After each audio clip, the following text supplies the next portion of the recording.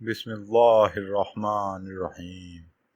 شروع اللہ کے نام سے جو بڑا مہربان نہایت رحم کرنے والا ہے۔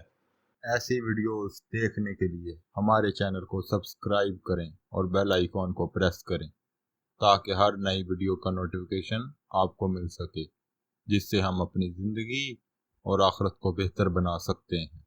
اللہ کے دوست کی 4 باتیں۔ ایک حدیث شریف میں ہے کہ 4 چیزیں ایسی ہیں وہ اسی کو ملتی ہیں جس کو خدا دوست رکھتا ہے۔ اول، سکوت جو عبادت کا آغاز کرتا ہے۔ دوم، اللہ پر توکل۔ سوم، تواضع۔ چہارم، دنیا میں زاہد۔ مسلمانوں کے 4 حق کون سے ہیں؟ حضرت انس رضی اللہ عنہ سے روایت ہے کہ حضور صلی اللہ علیہ وآلہ وسلم نے فرمایا کہ مسلمانوں کے حقوق میں 4 باتیں تجھ پر لازم ہیں۔ اول، یہ کہ نیکی کرنے والے کی مدد کرے۔ دوم، گناہ کرنے والے کے لیے مغفرت چاہے۔ سوم، ان کے بد نصیب کے لیے دعا مانگے۔ چہارم، ان میں سے تائب کے لیے محبت کرے۔ جنت 4 شخصوں کی مشتاق ہے۔ حضور صلی اللہ علیہ وآلہ وسلم کا ارشاد ہے، ہر شخص جنت کا مشتاق ہے، مگر جنت 4 قسم کے لوگوں کی خواہش کرتی ہے۔ اول، جس نے رمضان کے روزے رکھے۔ دوم، جس نے قرآن پاک کی تلاوت کی۔ سوم، جس نے بھوکے کو کھانا کھلایا۔ چہارم، جس نے ننگے کو کپڑے پہنائے۔ 4 باتیں زمانہ جاہلیت کی ہیں۔ حضرت ابو مالک اشعری رضی اللہ عنہ بیان کرتے ہیں کہ سرور کائنات صلی اللہ علیہ وآلہ وسلم نے فرمایا 4 باتیں زمانہ جاہلیت کی ہیں۔ اول، سفر پر فخر کرنا۔ دوم، دوسروں کے حسب پر طعن کرنا۔ سوم، بارش کو تاروں کی طرف منسوب کرنا۔ چہارم، میت پر نوحہ کرنا۔ 4 چیزوں کی فضیلت۔ آپ صلی اللہ علیہ وآلہ وسلم نے فرمایا کہ مجھ کو اور لوگوں پر 4 چیزوں سے فضیلت دی گئی ہے۔ اول، سخاوت۔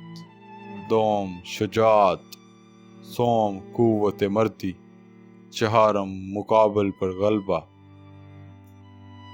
بہترین ساتھی وہ ہیں جو 4 ہوں۔ حضرت ابن عباس رضی اللہ عنہ بیان فرماتے ہیں، آپ صلی اللہ علیہ وآلہ وسلم نے ارشاد فرمایا، بہترین ساتھی وہ ہیں جو 4 ہوں۔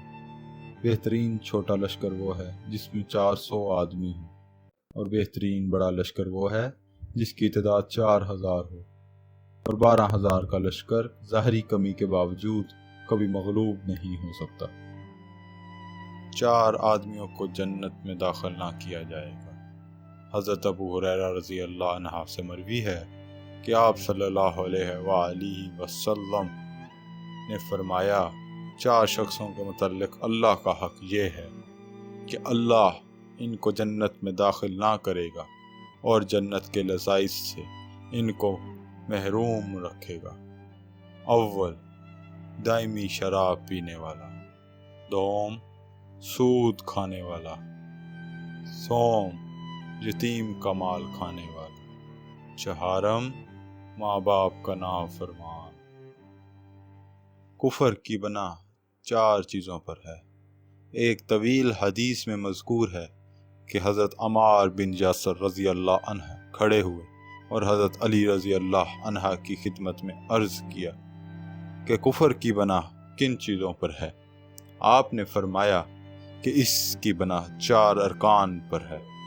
اول، جفا۔ دوم، نابینائی۔ سوم، غفلت۔ چہارم، شک۔ پس جو جفا کرے گا وہ حق کو حقیر جانے گا، باطل کی کھلم کھلا حمایت کرے گا اور علماء کو برا جانے گا، اور جو اندھا ہوگا ذکر کو بھول جائے گا، اور جو غفلت کرے گا راہ رات سے پھر جائے گا، اور جو شک کرے گا وہ آرزوؤں سے مغالطے میں پڑے گا، پھر حسرت و ندامت اس کو گرفتار کر لے گی، اور جس چیز میں اس کو شک تھا وہ خدا کی طرف سے اس پر ظاہر ہو جائے گی۔